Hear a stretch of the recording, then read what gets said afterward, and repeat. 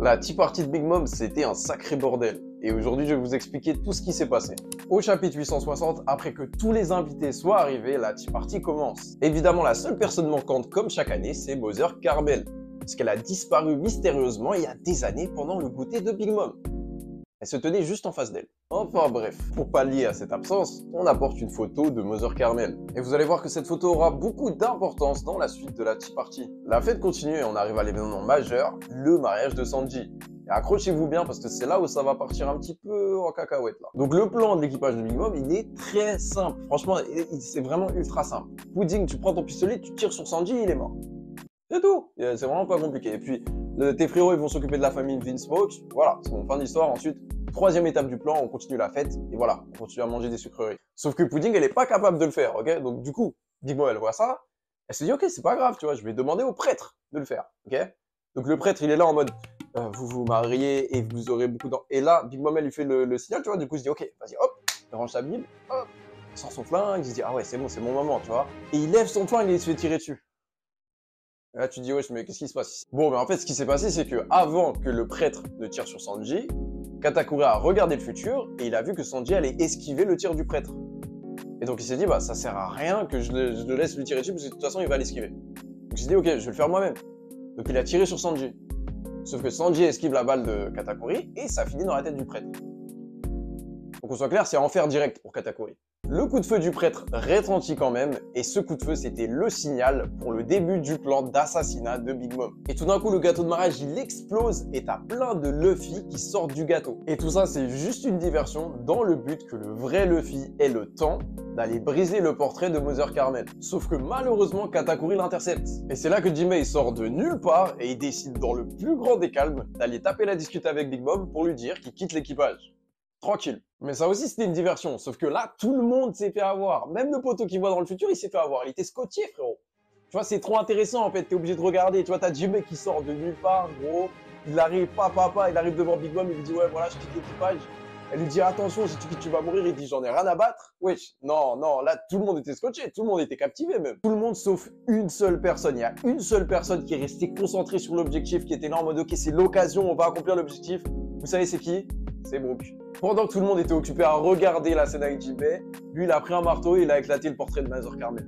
Et je dois dire que Brook il ressort souvent comme MVP de Whole Cake à cause de son combat contre Big Mom et le fait qu'il a réussi à récupérer le Road Poneglyph juste sous son nez, tu vois. Et j'avoue ça c'est incroyable, c'est trop cool, vraiment c'est... Franchement moi j'avais regardé la scène, je me dis ah ouais c'est sûr Brook il a pas réussi à le récupérer. Même pas dans ma tête une seconde je m'étais dit il l'avait récupéré. Donc c'était incroyable. Et ça là c'est aussi impressionnant. Hein. En plus, il te lâche un petit yo-ho-ho quand il casse le portrait, tu vois, non. Franchement, c'est du génie, ça va. À partir de là, c'est la course contre la montre, puisque l'équipage de Big Mom, ils savent très bien ce qui vient de se passer. Ils savent que Big Mom, elle va péter un câble, et ils ont quelques secondes pour tuer l'équipage du chapeau de paille. Et donc, du coup, t'as ce mec-là, le troisième fils de la famille Charlotte, qui en une seule page va réussir à tous nous faire le détester, ok? On le connaissait même pas, il se présente. Daifuku, troisième fils de la famille Charlotte. On nous présente son fruit du démon, c'est le fruit du génie, c'est trop bizarre. Un génie qui sort de son ventre, mais bon, passons.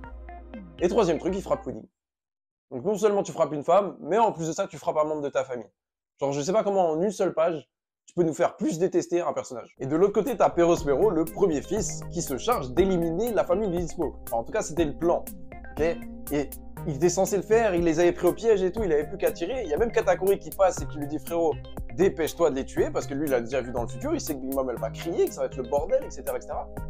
Mais le poteau Perospero, il prend quand même son temps. Et donc, du coup, entre-temps, il y a Big Mom qui crie. Et du coup, il peut pas les tuer, ils sont libérés par Sanji. Donc à noter que Sanji le libère, alors que eux, ils l'ont livré en pâture, littéralement. Donc c'est la classe quand même de la part de Sanji. Donc Big Mom, elle lâche son meilleur cri, frérot, elle balance tout son haki des rois, le plan il se passe comme prévu, elle tombe, elle s'écorche le genou, et c'est là qu'on sait c'est bon. Là, tout le monde sait, Big Mom, elle est vulnérable. On va pouvoir la tuer, c'est le moment. T'as Beji, il arrive, il sort ses bazookas, non, parce qu'il a tout prévu, le poteau. Il balance 3 tirs de bazooka de poison. Et là, parmi les membres de l'équipage de Big Mom, c'est la panique, frérot. Ils l'avaient pas du tout vu venir. Ils sont complètement dépassés. Ils peuvent même pas bouger à cause du cri. Ils avaient pas du tout prévu ça.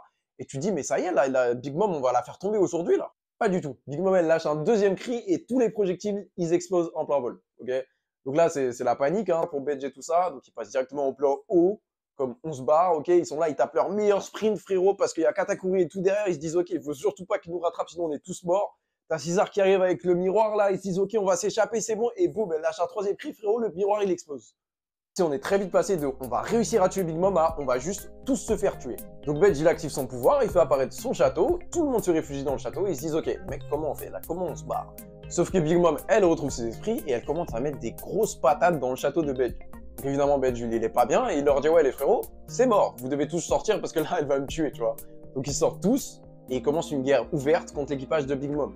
Sauf qu'ils n'ont aucune chance évidemment et ils étaient sur le point de se faire tuer quand tout d'un coup le château de Whole Cake, sur lequel la Tea Party se tient, donc tout le monde est sur le château s'écroule. Donc tout le monde tombe, c'est le bordel, et grâce à ça, l'équipage de Chapeau de Paille parvient à survivre. Et en fait, ce qui s'est passé, c'est que Stussy, qui était en réalité un agent du gouvernement sous couverture, avait essayé de récupérer le Tamatebako pour le gouvernement. Sauf que ce qu'elle savait pas, c'est que le coffret était rempli d'explosifs. Et par mégarde, elle l'a fait tomber. Et il est tombé jusqu'en bas du château de Whole Cake. Il a explosé, et tout le château est tombé du coup. C'était la Tea Party expliquée. Dites-moi ce que vous en pensez en commentaire. Salut YouTube!